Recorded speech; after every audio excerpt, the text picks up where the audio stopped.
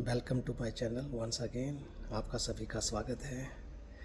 आज मैं आपको एक और वीडियो डाल रहा हूँ। इसमें बहुत सारे बच्चों को फिज़िकल क्वांटिटी के जो डायमेंशंस हैं उनको याद करने की बहुत दिक्कत आती है।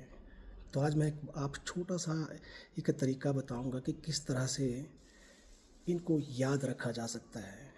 जैसे आप सभी जानते हैं कि physical quantity is a physical quantity which can be measured either by any direct method or indirect method is called a physical quantity। इसको नाप सकते हैं, वो फिजिकल क्वांटिटी होती है। और जितनी भी आपके अब शुरू में देखो क्या माना गया कि it is not possible to remember the units of hundreds of physical quantities together. तो एक बेस्ट तरीका निकाला गया। अब सबसे पहले क्या देखा गया कि मास, लेंथ एंड टाइम, ये माना गया था कि मास, लेंथ और टाइम ऐसी तीन फंडामेंटल फिजिकल क्वांटिटी हैं जिनको नाप लिया तो पूरी दुनिया नाप सकती है। ऐसा माना जाता था कि ये फिजिकल क्वांटिटी मास, लेंथ और टाइम हर एक फिजिकल क्वांटिटी में इन्वॉल्व होती है। लेकिन बाद में हमें पता लगा कि इनको हटा करके चार फिजिकल क्वांटिटी का पता लगा हमें। जैसे अमाउंट ऑफ सब्सटेंस, उसमें मास, लेंथ और टाइम का कोई रोल नहीं है। करंट में मास, लेंथ और टाइम का कोई रोल नहीं है। ल्यूमिनस इंटेंसिटी, जैसे बल्ब आपके पास जो लाइट एमिट करता है उसमें मास, लेंथ और टाइम का कोई कंसेप्ट नहीं है। ठीक है, वैसे ही टेम्परेचर है, टेम्परेचर में भी मास, लेंथ और टाइम का कोई कंसेप्ट नहीं है क्योंकि उसको हम उससे नहीं नाप सकते। फिर लेटर स्टेज में पता लगा कि दो फिजिकल क्वांटिटी और है, plane angle and solid angle. अब एंगल को नापने के लिए भी हमें किसी मास, लेंथ और टाइम की ज़रूरत नहीं पड़ती। तो अब बच्चों को लगता है कि बिकॉज पहले हम बोलते थे कि मास, लेंथ और टाइम यही तीन फंडामेंटल थी, अब हम क्या बोल सकते हैं कि तीन मास, लेंथ और टाइम, चार amount of substance, current, luminous intensity and temperature, चार, और दो plane angle and solid angle. ये 9 फिजिकल क्वांटिटी होगी जिनको हम फंडामेंटल मान के चलते हैं। लेकिन most of the physical quantities में मास, लेंथ और टाइम ही इन्वॉल्व होता है, और जो बाकी 6 बच गई, जब ये खुद उसमें इन्वॉल्व होगी तो इनका जिक्र आएगा। अदरवाइज़ हम क्या करेंगे कि किसी भी फिजिकल क्वांटिटी की, इनके अपार्ट जितनी भी फिजिकल क्वांटिटी हैं सब डिराइव्ड फिजिकल क्वांटिटी हैं। इनको डिराइव्ड क्यों कहा जाता है? Because they are derived out of fundamental physical quantities. जो 9, 10 +1 का बच्चा है उनको ज़्यादा दिक्कत आती है, +2 वाले बच्चे मैच्योर हो जाते हैं इसमें। तो अब क्या करना है कि मास, लेंथ और टाइम का ही मिक्सचर बना करके, मास को हम किलोग्राम में नापते हैं, लेंथ को मीटर में नापते हैं और टाइम को सेकंड में। तो मास, लेंथ और टाइम इनके किलोग्राम, मीटर और सेकंड को मल्टीप्लाई, डिवाइड करके ही हम यूनिट निकाल सकते हैं। और आसान तरीके से याद रखने का तरीका कैसे हो सकता है? तो मैंने जैसे कहा कि मास, लेंथ और टाइम में हम क्या करेंगे, we will try to write every physical quantity which is not fundamental nature, that is derived by using fundamental physical quantities. और उनके जो यूनिट होंगे वो फिर डिराइव्ड फिजिकल क्वांटिटी के यूनिट बन जाएंगे। तो अब इसके लिए देखो, आपको बात कहूँ, जैसे मैंने कहा कि डायमेंशंस ऑफ फिजिकल क्वांटिटीज़, अगर हम बात करें, मैंने अभी कहा आपको कि मास को m से रिप्रेजेंट करते हैं, मेजरमेंट करते हैं किलोग्राम में। ठीक है जी। लेंथ को हम L से रिप्रेजेंट करते हैं और इसको मीटर में हम क्या करते हैं, इसको नापते हैं। वैसे ही टाइम को हम कैपिटल T से रिप्रेजेंट करते हैं और इसको नापते हैं सेकंड्स में और लिखते हैं S। ओके। अब देखो, जैसे मैं एग्जांपल लूँ, जैसे आपके पास मैं अगर फिजिकल क्वांटिटी की बात करूँ, जैसे डिस्टेंस हो गया, डिस्प्लेसमेंट हो गई, ठीक है जी। उसके बाद आपके पास रेडियस हो गया, उसके बाद हाइट हो गई, उसके बाद डेप्थ हो गई, थिकनेस हो गई, डायामीटर हो गया, डायामीटर हो गया, डायामीटर हो गया।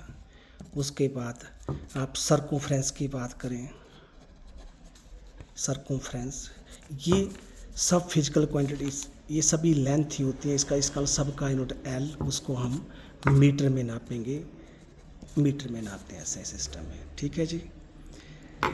अब हम बात करते हैं एरिया की ना। एरिया को हम ए से रिप्रेजेंट करते हैं। एरिया होता है लेंथ इंटू ब्रेड्थ। ठीक है। अब लेंथ को हम एल से रिप्रेजेंट कर रहे हैं ना, और ब्रेड्थ को हम भी एल से रिप्रेजेंट करते हैं, तो क्या बन गया एल स्क्वायर। ठीक है।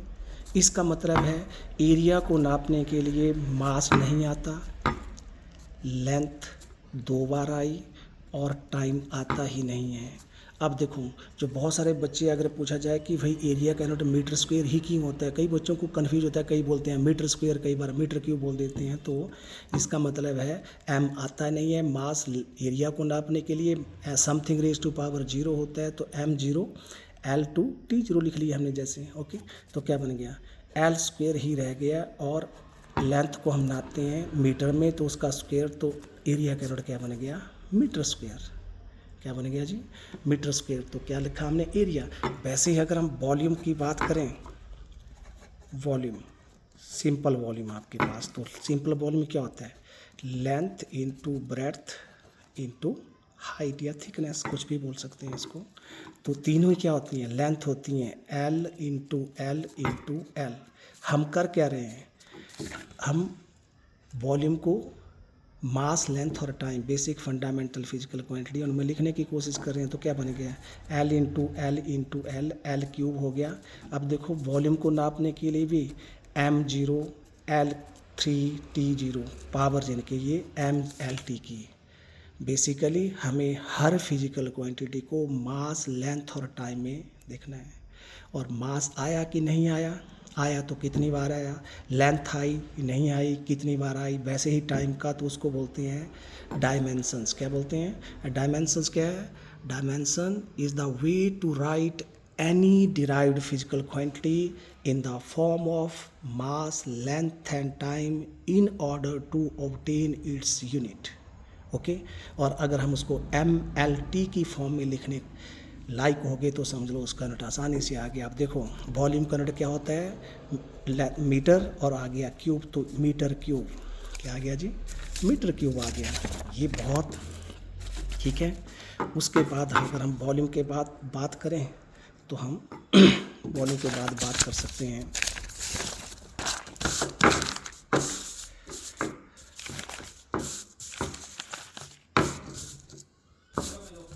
डिस्प्लेसमेंट और डिस्टेंस की बात कर लेते हैं। डिस्प्लेसमेंट और डिस्टेंस। तो डिस्प्लेसमेंट और डिस्टेंस भी लेंथ होती है, तो इसका डायमेंशंस भी एल हुई m0 L/T0, तो यूनिट हो गया मीटर। ओके, फिर हम वेलोसिटी की बात करें, वेलोसिटी को हम v से रिप्रेजेंट करते हैं, और वेलोसिटी होती है क्या डिस्प्लेसमेंट पर यूनिट टाइम। क्या होती है displacement per unit time. Displacement को हम नापते हैं, लिखते हैं L, टाइम को लिखते हैं T, तो क्या बन गया LT-1, LT-1। इनके m यहाँ नहीं है, तो m0 LT-1 लिखें। तो इसका मतलब है वेलोसिटी को नापने के लिए केवल लेंथ और टाइम की ज़रूरत पड़ती है। तो यूनिट क्या बन गया जी, यूनिट क्या बन जाएगा, that is equals to metre per second. क्या बन गया जी मीटर पर सेकेंड, या मीटर सेकेंड इनवर्स बोल सकते हैं इसको। ठीक है। सिमिलरली अगर हम बात करें एक्सेलरेशन की बात करें, तो एक्सेलरेशन को हम ए से रिप्रेजेंट करते हैं, और ये होता है वेलोसिटी अपॉन टाइम, वेलोसिटी पर इन टाइम। वेलोसिटी को हम क्या लिखते हैं LT-1 अभी निकाल दिया, और टाइम का T लिख दिया। फिर ये T ऊपर जाएगा तो क्या बन गया m0, m आया ही नहीं, L एक बार आया, टी 2 बार आया, लेकिन माइनस में इसका मतलब डिनोमिनेटर में आया। किस में आया? डिनोमिनेटर में। तो यूनिट क्या बन गया? Metre per second square. क्या बन गया? मीटर पर सेकंड स्क्वायर बन गया जी यूनिट। ओके। वैसे ही अगर हम फोर्स की बात करें, फोर्स होता है मास इनटू एक्सेलरेशन, है ना, मास इनटू एक्सेलरेशन।